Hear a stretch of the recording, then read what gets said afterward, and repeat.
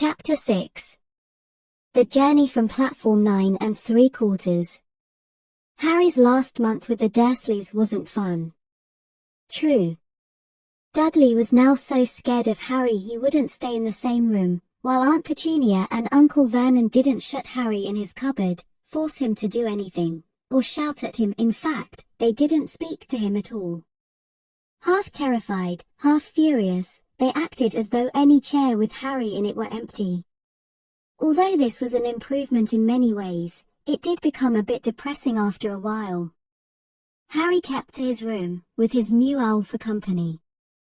He had decided to call her Hedwig, a name he had found in a history of magic. His school books were very interesting. He lay on his bed reading late into the night, Hedwig swooping in and out of the open window as she pleased.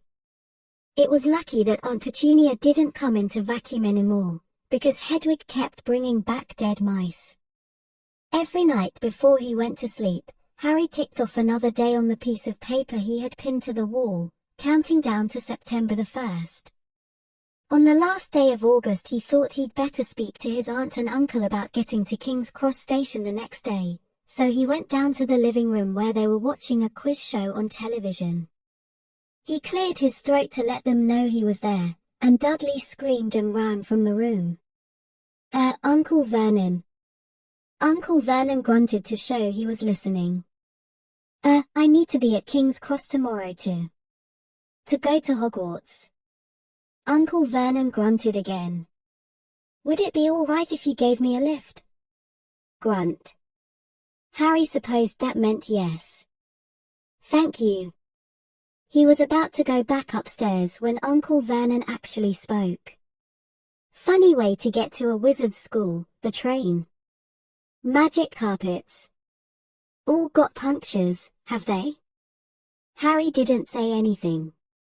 "Where is this school, anyway?" "I don't know," said Harry, realizing this for the first time.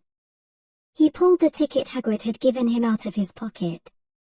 "I just take the train from platform 9 3/4 at 11 o'clock, he read. His aunt and uncle stared. "Platform what?" 9 3/4. "Don't talk rubbish," said Uncle Vernon. "There is no platform 9 3/4. It's on my ticket." "Barking," said Uncle Vernon, "howling mad, the lot of them. You'll see. You just wait." "All right, we'll take you to King's Cross. We're going up to London tomorrow anyway, or I wouldn't bother." "Why are you going to London?" Harry asked, trying to keep things friendly. "Taking Dudley to the hospital," growled Uncle Vernon. "Got to have that ruddy tail removed before he goes to Smeltings." Harry woke at 5 o'clock the next morning and was too excited and nervous to go back to sleep. He got up and pulled on his jeans because he didn't want to walk into the station in his wizard's robes he'd change on the train. He checked his Hogwarts list yet again to make sure he had everything he needed, saw that Hedwig was shut safely in her cage, and then paced the room, waiting for the Dursleys to get up. 2 hours later. Harry's huge, heavy trunk had been loaded into the Dursleys' car. Aunt Petunia had talked Dudley into sitting next to Harry, and they had set off. They reached King's Cross at 10:30.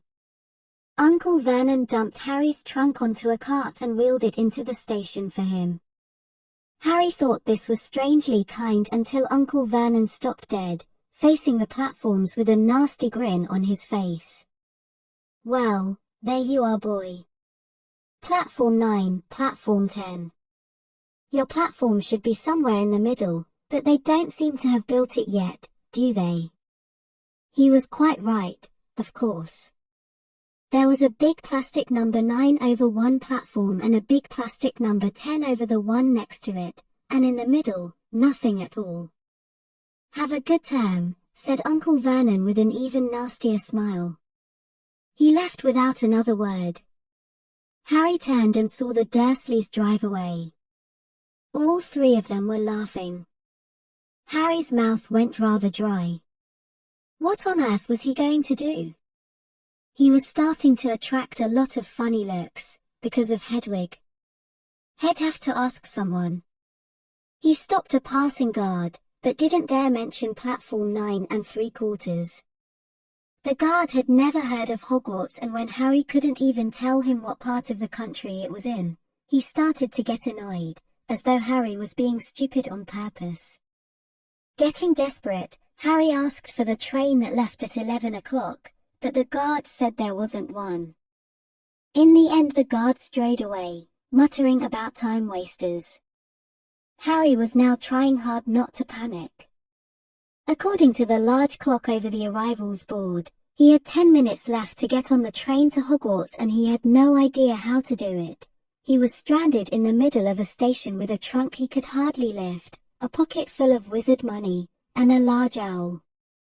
Hagrid must have forgotten to tell him something you had to do, like tapping the third brick on the left to get into Diagon Alley. He wondered if he should get out his wand and start tapping the ticket inspector's stand between platforms 9 and 10. At that moment a group of people passed just behind him, and he caught a few words of what they were saying. Packed with muggles, of course. Harry swung round.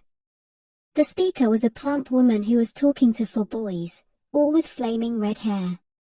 Each of them was pushing a trunk like Harry's in front of him, and they had an owl. Heart hammering, Harry pushed his cart after them. They stopped, and so did he, just near enough to hear what they were saying. "Now, what's the platform number?" said the boy's mother. 9 3/4, piped a small girl, also red-headed, who was holding her hand. "Mom, can't I go?" "You're not old enough, Ginny, now be quiet." "All right, Percy, you go first." What looked like the oldest boy marched toward platforms 9 and 10. Harry watched, careful not to blink in case he missed it, but just as the boy reached the dividing barrier between the 2 platforms, a large crowd of tourists came swarming in front of him, and by the time the last backpack had cleared away, the boy had vanished. "Fred, you next," the plump woman said. "I'm not Fred, I'm George," said the boy. "Honestly, woman, you call yourself our mother. Can't you tell I'm George?" "Sorry, George, dear. Only joking, I am Fred," said the boy, and off he went. His twin called after him to hurry up, and he must have done so, because a second later, he had gone, but how had he done it? Now the third brother was walking briskly toward the barrier. He was almost there, and then quite suddenly, he wasn't anywhere. There was nothing else for it. "Excuse me," Harry said to the plump woman. "Hello dear," she said. "First time at Hogwarts?" "Ron's new, too." She pointed at the last and youngest of her sons. He was tall, thin, and gangling, with freckles, big hands and feet, and a long nose. "Yes," said Harry.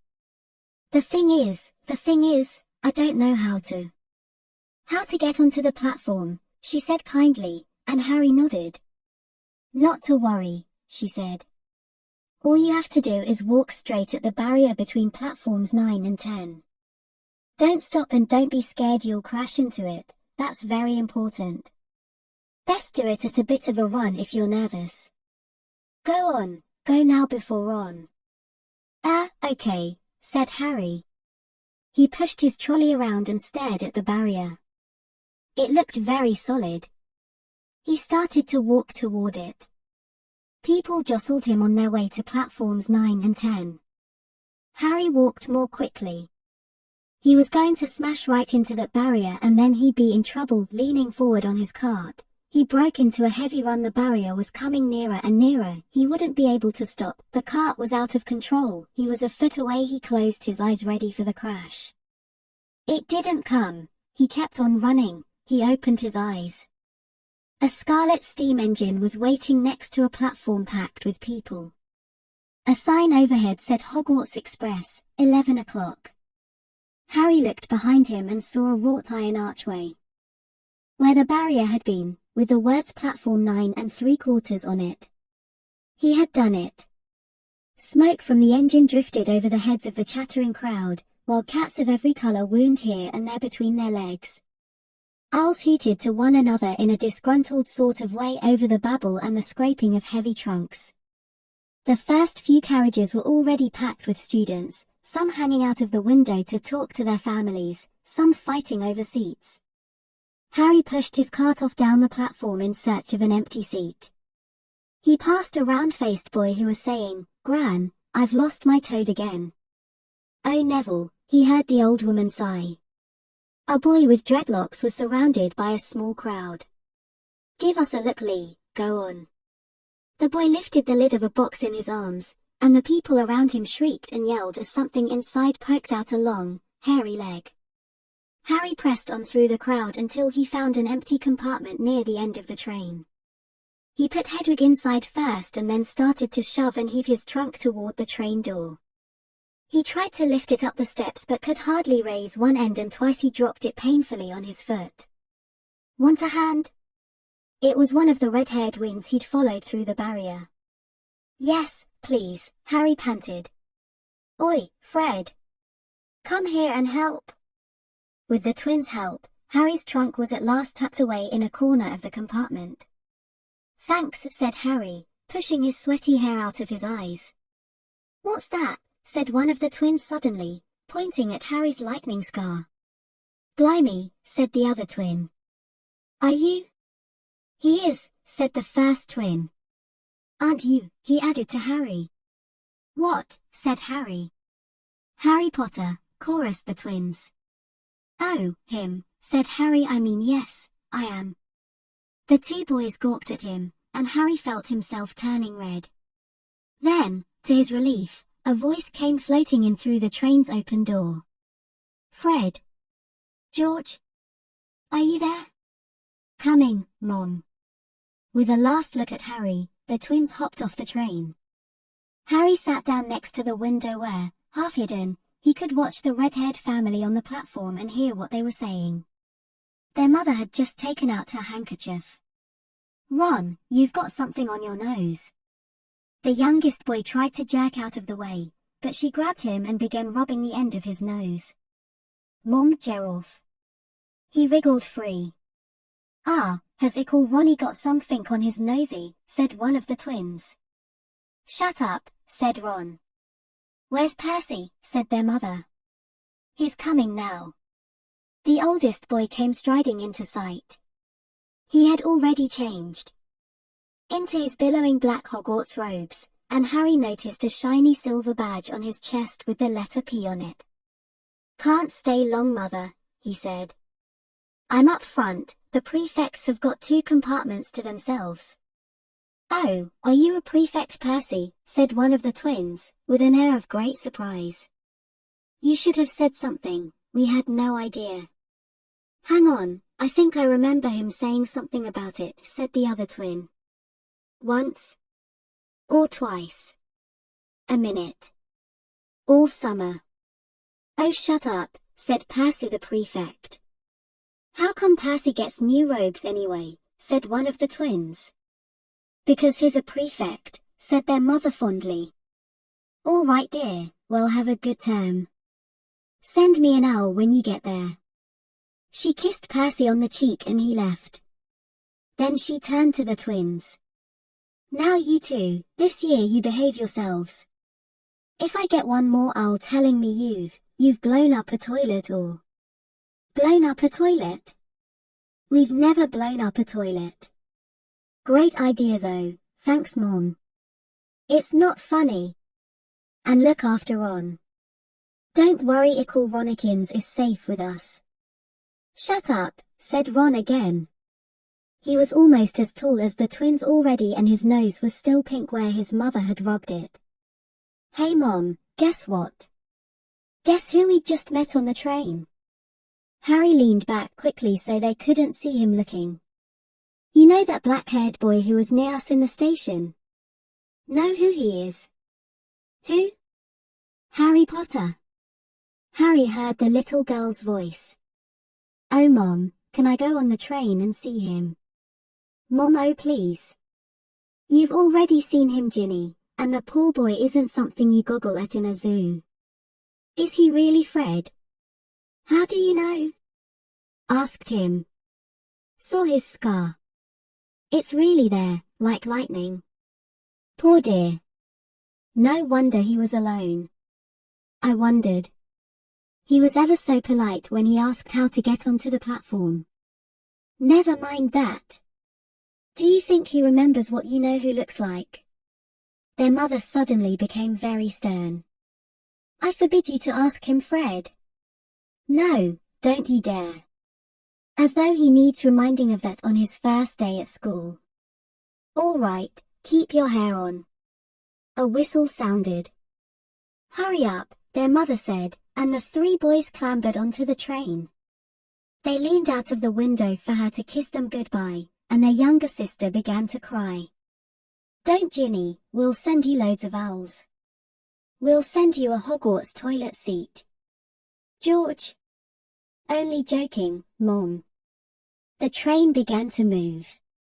Harry saw the boys' mother waving. And their sister, half laughing, half crying, running to keep up with the train until it gathered too much speed, then she fell back and waved. Harry watched the girl and her mother disappear as the train rounded the corner. Houses flashed past the window. Harry felt a great leap of excitement. He didn't know what he was going to do, but it had to be better than what he was leaving behind. The door of the compartment slid open and the youngest red-headed boy came in. Anyone sitting there? He asked, pointing at the seat opposite Harry. Everywhere else is full. Harry shook his head and the boy sat down. He glanced at Harry and then looked quickly out of the window, pretending he hadn't looked. Harry saw he still had a black mark on his nose. Hey Ron. The twins were back. Listen, we're going down the middle of the train. Lee Jordan's got a giant tarantula down there. Right, mumbled Ron. Harry, said the other twin, did we introduce ourselves? Fred and George Weasley. And this is Ron, our brother. See you later then. Bye, said Harry and Ron. The twins slid the compartment door shut behind them. Are you really Harry Potter? Ron blurted out. Harry nodded. Oh well, I thought it might be one of Fred and George's jokes, said Ron. And have you really got, you know? He pointed at Harry's forehead. Harry pulled back his bangs to show the lightning scar. Ron stared. So that's where you know who? Yes, said Harry, but I can't remember it. Nothing, said Ron eagerly. Well, I remember a lot of green light, but nothing else. Wow, said Ron. He sat and stared at Harry for a few moments, then, as though he had suddenly realized what he was doing, he looked quickly out of the window again. Are all your family wizards? Asked Harry, who found Ron just as interesting as Ron found him. Ah, yes, I think so, said Ron. I think Mom's got a second cousin who's an accountant, but we never talk about him. So you must know loads of magic already. The Weasleys were clearly one of those old wizarding families the pale boy in Diagon Alley had talked about. I heard you went to live with Muggles, said Ron. What are they like? Horrible. Well, not all of them. My aunt and uncle and cousin are though. Wish I'd had 3 wizard brothers. 5, said Ron. For some reason, he was looking gloomy. I'm the 6th in our family to go to Hogwarts. You could say I've got a lot to live up to. Bill and Charlie have already left. Bill was head boy and Charlie was captain of Quidditch. Now Percy is a prefect. Fred and George mess around a lot, but they still get really good marks and everyone thinks they're really funny. Everyone expects me to do as well as the others, but if I do, it's no big deal, because they did it first. You never get anything new either with 5 brothers. I've got Bill's old robes, Charlie's old wand, and Percy's old rat. Ron reached inside his jacket and pulled out a fat grey rat which was asleep. His name's Scabbers and he's useless, he hardly ever wakes up. Percy got an owl from my dad for being made a prefect, but they couldn't afford. I mean, I got Scabbers instead. Ron's ears went pink. He seemed to think he'd said too much because he went back to staring out of the window. Harry didn't think there was anything wrong with not being able to afford an owl. After all, he'd never had any money in his life until a month ago, and he told Ron so, all about having to wear Dudley's old clothes and never getting proper birthday presents. This seemed to cheer Ron up. And until Hagrid told me, I didn't know anything about being a wizard or about my parents or Voldemort. Ron gasped. What? Said Harry. You said you know whose name, said Ron, sounding both shocked and impressed.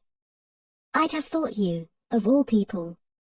I'm not trying to be brave or anything saying the name, said Harry, I just never knew you shouldn't. See what I mean? I've got loads to learn. I bet, he added, voicing for the first time something that had been worrying him a lot lately. I bet I'm the worst in the class. You won't be. There's loads of people who come from Muggle families and they learn quick enough. While they had been talking, the train had carried them out of London. Now they were speeding past fields full of cows and sheep. They were quiet for a time, watching the fields and lanes flick past. Around 12:30 there was a great clattering outside in the corridor, and a smiling, dimpled woman slid back their door and said, "Anything off the cart, dears?" Harry, who hadn't had any breakfast, leapt to his feet, but Ron's ears went pink again and he muttered that he'd brought sandwiches. Harry went out into the corridor. He had never had any money for candy with the Dursleys, and now that he had pockets rattling with gold and silver he was ready to buy as many Mars bars as he could carry, but the woman didn't have Mars bars. What she did have were Bertie Bott's every flavor beans, Drooble's best blowing gum, chocolate frogs, pumpkin pasties, cauldron cakes, licorice wands, and a number of other strange things Harry had never seen in his life. Nor wanting to miss anything, he got some of everything and paid the woman 11 silver sickles and 7 bronze nuts. Ron stared as Harry brought it all back into the compartment and tipped it onto an empty seat. "Hungry, are you?" "Starving," said Harry, taking a large bite out of a pumpkin pasty. Ron had taken out a lumpy package and unwrapped it. There were 4 sandwiches inside.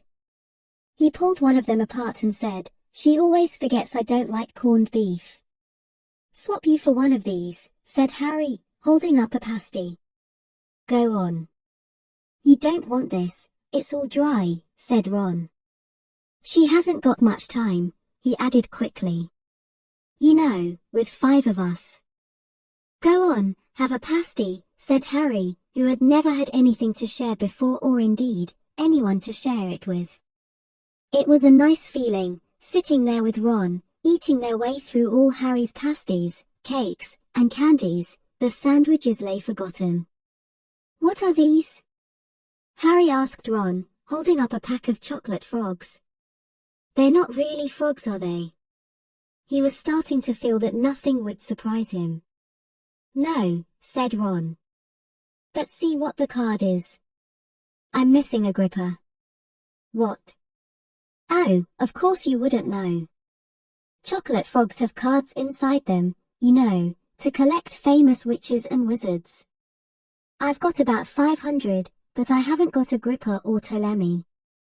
Harry unwrapped his chocolate frog and picked up the card. It showed a man's face. He wore half-moon glasses, had a long crooked nose, and flowing silver hair, beard, and mustache. Underneath the picture was the name Albus Dumbledore. "So this is Dumbledore," said Harry. "Don't tell me you'd never heard of Dumbledore," said Ron. "Can I have a frog?" "I might get a gripper, thanks." Harry turned over his card and read, "Albus Dumbledore. Currently headmaster of Hogwarts. Considered by many the greatest wizard of modern times, Dumbledore is particularly famous for his defeat of the dark wizard Grindelwald in 1945, for the discovery of the 12 uses of dragon's blood, and his work on alchemy with his partner, Nicholas Flamel. Professor Dumbledore enjoys chamber music and 10-pin bowling. Harry turned the card back over and saw, to his astonishment, that Dumbledore's face had disappeared. "He's gone." "Well, you can't expect him to hang around all day," said Ron.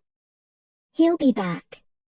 "No, I've got Morgana again and I've got about 6 of her. Do you want it?" "You can start collecting." Ron's eyes strayed to the pile of chocolate frogs waiting to be unwrapped. "Help yourself," said Harry. "But in, the Muggle world, people just stay put in photos." "Do they?" "What, they don't move at all?" Ron sounded amazed. "Weird." Harry stared as Dumbledore sidled back into the picture on his card and gave him a small smile. Ron was more interested in eating the frogs than looking at the famous witches and wizards cards, but Harry couldn't keep his eyes off them. Soon he had not only Dumbledore and Morgana, but Hengist of Woodcraft, Alberic Grunion, Circe, Paracelsus, and Merlin. He finally tore his eyes away from the Druidess Cleodna, who was scratching her nose, to open a bag of Bertie Bott's every flavor beans. "You want to be careful with those," Ron warned Harry. "When they say every flavor, they mean every flavor. You get all the ordinary ones like chocolate and peppermint and marmalade, but then you can get spinach and liver and tripe. George reckons he had a booger-flavored one once." Ron picked up a green bean, looked at it carefully, and bit into a corner. "Bleh! See? Sprouts." They had a good time eating the every flavor beans. Harry got toast, coconut, baked bean, strawberry, curry, grass, coffee, sardine, and was even brave enough to nibble the end off a funny grey one Ron wouldn't touch, which turned out to be pepper. The countryside now flying past the window was becoming wilder. The neat fields had gone. Now there were woods, twisting rivers, and dark green hills. There was a knock on the door of their compartment and the round-faced boy Harry had passed on platform 9 3/4 came in. He looked tearful. "Sorry," he said, "but have you seen a toad at all?" When they shook their heads, he wailed, "I've lost him. He keeps getting away from me." "He'll turn up," said Harry. "Yes," said the boy miserably. "Well, if you see him." He left. "Don't know why he's so bothered," said Ron. "If I'd brought a toad I'd lose it as quick as I could. Mind you, I brought Scabbers, so I can't talk." The rat was still snoozing on Ron's lap. "He might have died and you wouldn't know the difference," said Ron in disgust.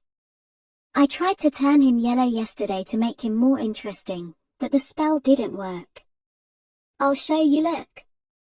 He rummaged around in his trunk and pulled out a very battered-looking wand. It was chipped in places and something white was glinting at the end. Unicorn hairs nearly poking out. Anyway, he had just raised his wand when the compartment door slid open again. The toadless boy was back, but this time he had a girl with him. She was already wearing her new Hogwarts robes. "Has anyone seen a toad?"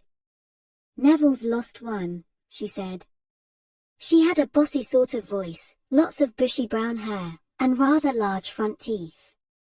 "We've already told him we haven't seen it," said Ron, but the girl wasn't listening, she was looking at the wand in his hand. "Oh, are you doing magic? Let's see it then." She sat down. Ron looked taken back. All right." He cleared his throat. "Sunshine, daisies, buttermellow, turn this stupid fat rat yellow." He waved his wand, but nothing happened. Scabbers stayed grey and fast asleep. "Are you sure that's a real spell?" said the girl. "Well, it's not very good, is it? I've tried a few simple spells just for practice and it's all worked for me. Nobody in my family's magic at all. It was ever such a surprise when I got my letter, but I was ever so pleased, of course. I mean, it's the very best school of witchcraft there is, I've heard. I've learned all our course books by heart, of course. I just hope it Will be enough. I'm Hermione Granger, by the way. Who are you? She said all this very fast. Harry looked at Ron, and was relieved to see by his stunned face that he hadn't learned all the course books by heart either. I'm Ron Weasley, Ron muttered. Harry Potter, said Harry. Are you really? Said Hermione. I know all about you, of course. I got a few extra books for background reading, and you're in modern magical history and the rise and fall of the dark arts and great wizarding events of the 20th century. Am I? Said Harry, feeling dazed. Goodness, didn't you know? I'd have found out everything I could if it was me, said Hermione. Do either of you know what house you'll be in? I've been asking around, and I hope I'm in Gryffindor. It sounds by far the best. I hear Dumbledore himself was in it, but I suppose Ravenclaw wouldn't be too bad. Anyway, we'd better go and look for Neville's toad. You two had better change, you know. I expect we'll be there soon. And she left, taking the toadless boy with her. Whatever house I'm in, I hope she's not in it, said Ron. He threw his wand back into his trunk. Stupid spell. George gave it to me, bet he knew it was a dud. What house are your brothers in? Asked Harry. Gryffindor, said Ron. Gloom seemed to be settling on him again. Mom and Dad were in it too. I don't know what they'll say if I'm not. I don't suppose Ravenclaw would be too bad, but imagine if they put me in Slytherin. That's the house Vol. I mean, you know who was in? Yeah, said Ron. He flopped back into his seat, looking depressed. You know, I think the ends of Scabbers' whiskers are a bit lighter, said Harry, trying to take Ron's mind off houses. So what do your oldest brothers do now that they've left anyway? Harry was wondering what a wizard did once he'd finished school. Charlie's in Romania studying dragons, and Bill's in Africa doing something for Gringotts, said Ron. Did you hear about Gringotts? It's been all over the Daily Prophet, but I don't suppose you get that with the Muggles. Someone tried to rob a high-security vault. Harry stared. Really? What happened to them? Nothing, that's why it's such big news. They haven't been caught. My dad says it must have been a powerful dark wizard to get round Gringotts, but they don't think they took anything. That's what's odd. Course, everyone gets scared when something like this happens in case you know who's behind it. Harry turned this news over in his mind. He was starting to get a prickle of fear every time you know who was mentioned. He supposed this was all part of entering the magical world, but it had been a lot more comfortable saying Voldemort without worrying. What's your Quidditch team? Ron asked. I don't know any, Harry confessed. What? Ron looked dumbfounded. Oh, you wait, it's the best game in the world, and he was off explaining all about the 4 balls and the positions of the 7 players, describing famous games he'd been to with his brothers and the broomstick he'd like to get if he had the money. He was just taking Harry through the finer points of the game when the compartment door slid open yet again, but it wasn't Neville the toadless boy, or Hermione Granger this time. 3 boys entered, and Harry recognized the middle one at once. It was the pale boy from Madame Malkin's robe shop. He was looking at Harry with a lot more interest than he'd shown back in Diagon Alley. Is it true? He said.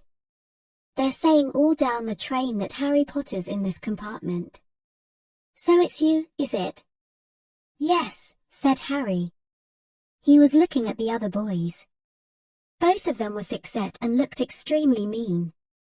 Standing on either side of the pale boy, they looked like bodyguards.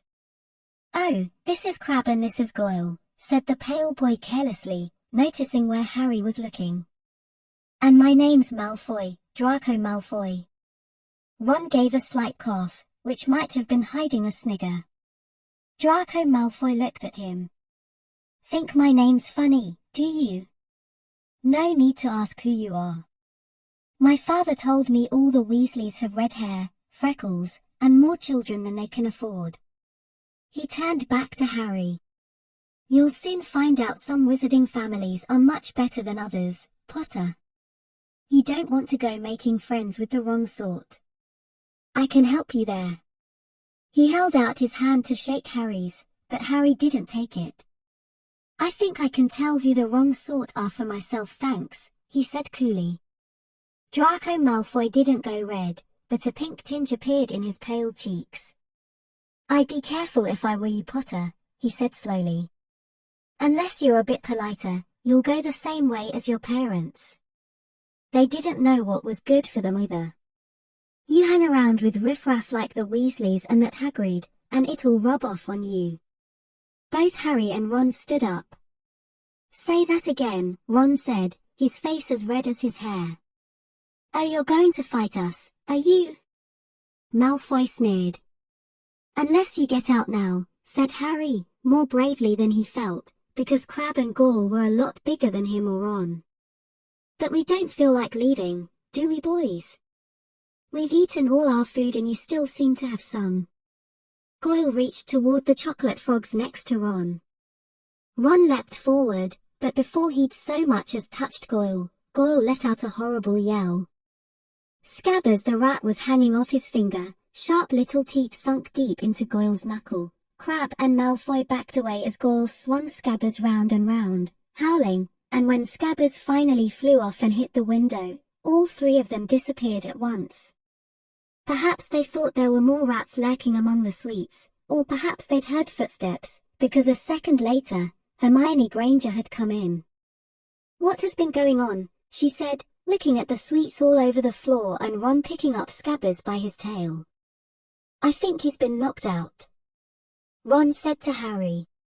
He looked closer at Scabbers. "No, I don't believe it, he's gone back to sleep." And so he had. "You've met Malfoy before?"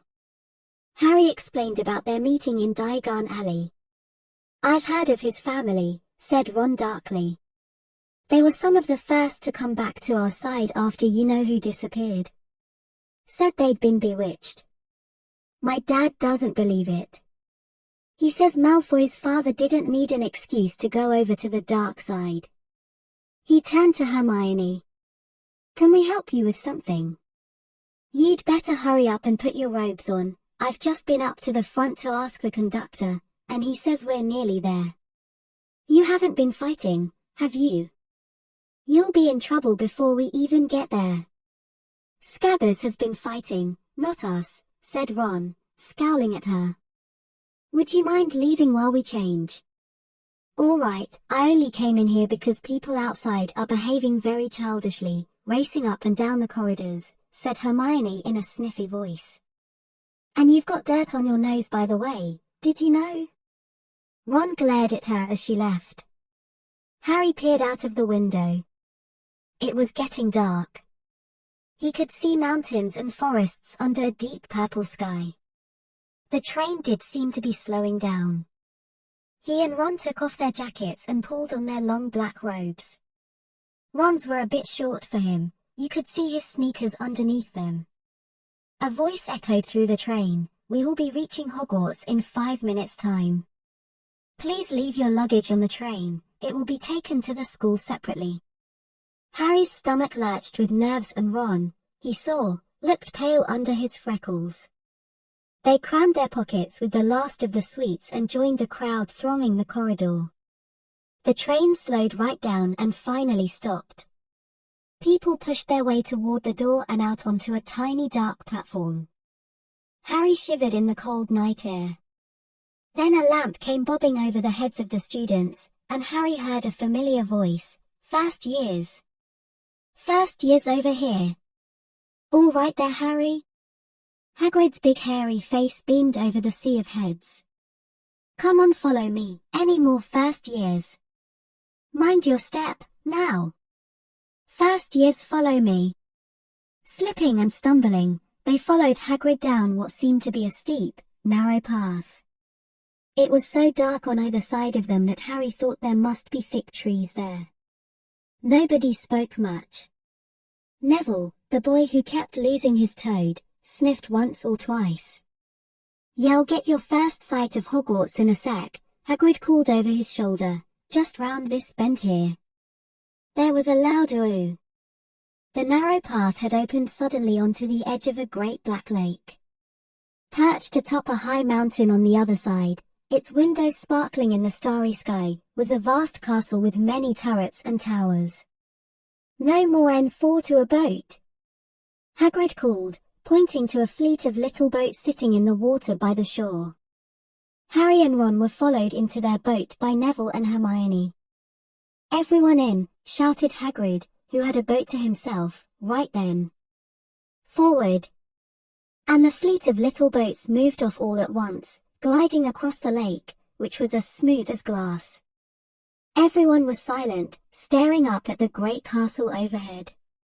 It towered over them as they sailed nearer and nearer to the cliff on which it stood. "Heads down," yelled Hagrid as the first boats reached the cliff. They all bent their heads and the little boats carried them through a curtain of ivy that hid a wide opening in the cliff face. They were carried along a dark tunnel, which seemed to be taking them right underneath the castle, until they reached a kind of underground harbor, where they clambered out onto rocks and pebbles. "Oi, you there! Is this your toad?" said Hagrid, who was checking the boats as people climbed out of them. "Trevor!" cried Neville blissfully, holding out his hands. Then they clambered up a passageway in the rock after Hagrid's lamp, coming out at last onto smooth, damp grass right in the shadow of the castle. They walked up a flight of stone steps and crowded around the huge, oak front door. "Everyone here? You there, still got your toad?" Hagrid raised a gigantic fist and knocked 3 times on the castle door.